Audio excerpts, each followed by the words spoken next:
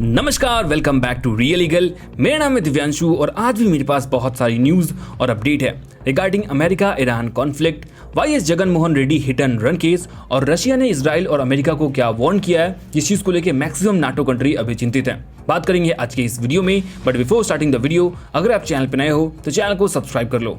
बात करते हैं अपनी सबसे पहली अपडेट की, जो आ रही है YS Jagan Mohan Reddy hit and run case को लेके। तो आई एम श्योर आप में से सभी लोग इनके बारे में जानते होंगे, पर जो भी लोग इनके बारे में नहीं जानते हो मैं बता दूं, ये आंध्र प्रदेश के एक्स सीएम रह चुके हैं। इनकी जो पार्टी है वो आंध्र प्रदेश की सबसे बड़ी पार्टी में से एक मानी जाती है। आप इनकी पॉपुलैरिटी का इस तरीके से अंदाजा लगा सकते हो कि आज से कुछ दिनों पहले एक एक्टिविस्ट है जिन्होंने सुसाइड कर लिया था, तो इनकी श्रद्धांजलि में शामिल होने के लिए जगन मोहन रेड्डी इनके गाँव गए, जहाँ पे बस इनको देखने के लिए हजारों लोग वहाँ पे इकट्ठा हो गए। और जो मामला है वो इस चीज को ही लेके है। दरअसल जब जगन मोहन रेड्डी एक्टिविस्ट के गांव पहुंचे तो वहां पे वो एक रोड शो टाइप का करते हुए जा रहे थे, आप वीडियो में देख पा रहे होगे। तो इनसे मिलने के लिए वहां पे बहुत सारे लोग इकट्ठा हो जाते हैं।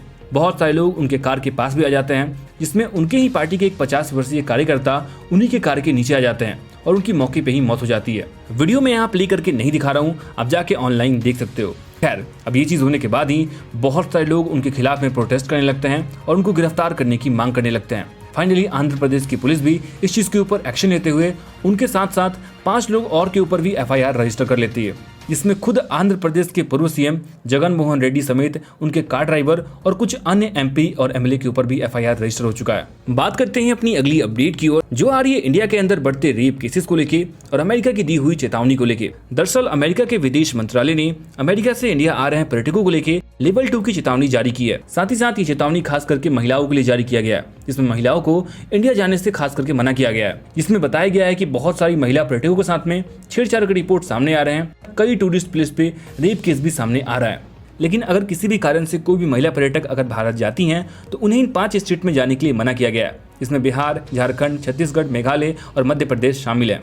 खैर, आपका इसके ऊपर क्या राय है कि सच में महिलाओं के लिए टूरिस्ट प्लेस सेफ नहीं है या फिर से ये एक वेस्टर्न तरीका है इंडिया को बदनाम करने का? आप मुझे कमेंट करके बता सकते हो। बात करते हैं अपनी अगली अपडेट की ओर, जो आ रही है टॉमी जेनेसिस को लेके। तो ये एक कैनेडियन रैपर हैं जो कि बेसिकली इंडियन ऑरिजिन से बिलोंग करती हैं। सो रिसेंटली इन्होंने काली माता की तरह ड्रेसअप किया हुआ था, जिसके बाद से ये काफी सारे अभद्र चीजें करती हुई नजर आ रही थी। अब इस चीज को लेके बहुत सारे लोग इनका विरोध कर रहे हैं और इनकी वीडियो को डिलीट कराने की मांग कर रहे हैं। बहुत सारे सेलिब्रिटीज भी, जिसमें रफ्तार का नाम भी शामिल है, वो भी इस चीज का विरोध कर रहे हैं और उनकी वीडियो को डिलीट कराने की मांग कर रहे हैं। खैर, बढ़ते हैं अपनी अगली अपडेट की ओर, जो आ रही है अमेरिका वर्सेस ईरान के कॉन्फ्लिक्ट को लेके। तो आप सभी को पता होगा, अमेरिका ने ईरान के 3 न्यूक्लियर साइट्स के ऊपर अटैक कर दिया था, जिसके बाद से पूरी दुनिया के लोग ये देख रहे थे कि आखिर ईरान इस चीज का क्या जवाब देगा। और फाइनली कल रात में ईरान ने इस चीज का जवाब दे दिया। ईरान ने अमेरिका के एयरबेस के ऊपर, जो कि कतार के अंदर है, जिसका नाम अल-उद्दीन एयरबेस है, जो कि अमेरिका का सबसे बड़ा एयरबेस माना जाता है, जिसके अंदर तकरीबन 10,000 अमेरिकन सैनिक रहते हैं, उसके ऊपर कल रात में ईरान ने हमला कर दिया। ईरान ने इस हमले के लिए मल्टीपल बैलिस्टिक मिसाइल का यूज किया, जिससे इस एयरबेस पे मैक्सिमम तबाही हो सके। हालांकि अमेरिका का ऐसा कहना है कि उन्होंने सारे मिसाइल्स को हवा में ही न्यूट्रलाइज कर दिया था। बट वेल, ईरान ने हमला तो कर दिया, बट इसके बाद जो हुआ वो इससे भी ज्यादा शॉकिंग था। सभी को ऐसा लग रहा था कि अमेरिका भी इस चीज का जवाब देगा, क्योंकि अमेरिका ने पहले ही ईरान को वार्न कर दिया था कि अगर वो उनके किसी भी एयरबेस के ऊपर हमला करते हैं तो इसका जवाब अमेरिका बहुत बड़े लेवल पे देगा। बट हुआ ठीक इसका उल्टा ही। अमेरिकन प्रेसिडेंट ट्रंप ने सुबह होते होते एक ट्वीट किया, जहां पे उन्होंने इजराइल और ईरान के बीच सीज फायर का ऐलान कर दिया। ट्रंप ने दोनों कंट्री को बधाई दिया इस सीज फायर के लिए और दोनों को गॉड ब्लेस कहा। अब ये चीज अपने आप में ही एक शॉकिंग चीज है, बट इसके बाद जो हुआ वो इससे भी ज्यादा शॉकिंग था। ट्रंप के इस ट्वीट के बाद ईरान के फॉरेन मिनिस्टर ने भी एक ट्वीट किया और बताया कि उन्होंने किसी भी तरीके के सीज फायर को अभी नहीं माना है। उन्होंने बताया कि इस युद्ध की शुरुआत ईरान ने नहीं की है और ना ही ईरान इसे खत्म करेगा, इजराइल को इसे रोकना पड़ेगा। और उन्होंने किसी भी तरीके के सीज फायर को नहीं माना है। और साथ ही साथ इजराइल ने भी इस ट्वीट के बाद ही फिर से ईरान के ऊपर हमला कर दिया है। हाँ वेल, फिर से डोनाल्ड ट्रंप पूरी दुनिया के सामने जोकर बनते हुए नजर आ रहे हैं। जैसा कि उन्होंने इंडिया पाकिस्तान के अंदर कहा था कि उन्होंने सीज फायर कराया है और इंडिया ने उन्हें बाहर आके मना कर दिया था कि नहीं, उन्होंने सीज फायर नहीं कराया था, वैसे ही ईरान ने भी ये खुल के कह दिया है कि उन्होंने किसी भी तरीके के सीज फायर को नहीं किया है।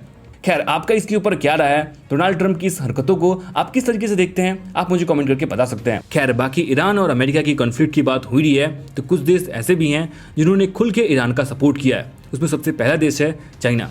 चाइना के फॉरेन मिनिस्टर ने खुल के अमेरिका का विरोध किया है और इस हमले का कंडेम किया है। साथ ही साथ इसको इंटरनेशनल लॉ का वायलेशन बताया है और ये तक कह दिया है कि अमेरिका की क्रेडिबिलिटी पूरी दुनिया में खत्म हो रही है। ऑल्सो रशिया ने भी इस चीज का विरोध किया है और इसको इंटरनेशनल लॉ का वायलेशन बताया है। साथ ही साथ रशिया ने न्यूक्लियर एस्केलेशन का भी वार्निंग दे दिया है। अब ये क्या चीज है मैं आपको बता देता हूँ। तो अब सभी को पता है कि अमेरिका ने ईरान के ऊपर इसलिए हमला किया क्योंकि अमेरिका को और इजराइल को ऐसा लगता है कि ईरान न्यूक्लियर बम बना रहा है, तो उन्होंने इस चीज को खत्म करने के लिए ईरान के ऊपर हमला कर दिया है, खास करके उनके न्यूक्लियर साइट्स के ऊपर। तो इस चीज के ऊपर ही जवाब देते हुए रशिया ने सभी को वार्न किया है कि वो और कुछ देश जिसमें नॉर्थ कोरिया और बेलारूस वह मिलकर बहुत जल्द ईरान को न्यूक्लियर वॉरहेड दे सकते हैं। खैर आपका इसके ऊपर क्या राय है, क्या ईरान को न्यूक्लियर वॉरहेड मिलना चाहिए? आप मुझे कमेंट करके बता सकते हो। बाकी आज के लिए इतना ही, मिलते हैं अगले वीडियो में, तब तक के लिए बाय बाय।